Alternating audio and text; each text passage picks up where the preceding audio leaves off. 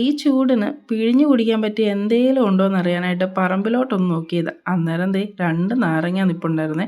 നല്ല പഴുത്ത് സെറ്റായി നിപ്പുണ്ട്. നമ്മുടെ ഇവിടങ്ങളിൽ ഇതിനെ ഒടിച്ചൂത്തി നാര എന്നാണ് അറിയപ്പെടുന്നതേ. ചിലവരിതിനെ അച്ചാറിടാനും ചിലർ പിഴിഞ്ഞും കുടിക്കാറുണ്ട്. എന്തായാലും നമുക്ക് പിഴിഞ്ഞു കുടിച്ചേക്കാം. ഞാനും ദേ ഒരെണ്ണം പൊട്ടിച്ചെടുത്തിട്ടുണ്ട്. ഇതിൻ്റെ കൂടെ കുറച്ച് മിൻറ്റ് കൂടെ ഉണ്ടെങ്കിൽ അടിപൊളിയാണ്. മിൻറ്റ് നമ്മുടെ കസ്റ്റഡിയിൽ തന്നെ ഉണ്ട്. ഇതിനിടയ്ക്കാന്നേ ഉള്ളൂ. എന്തായാലും തപ്പിയെടുക്കണം. ദേ വലിയ കുഴപ്പമില്ലാതെ മിൻറ്റും കിട്ടിയിട്ടുണ്ടേ. നല്ല ഇലകൾ നോക്കി ഞാൻ ദേ മുറിച്ചെടുത്തിട്ടുണ്ട്.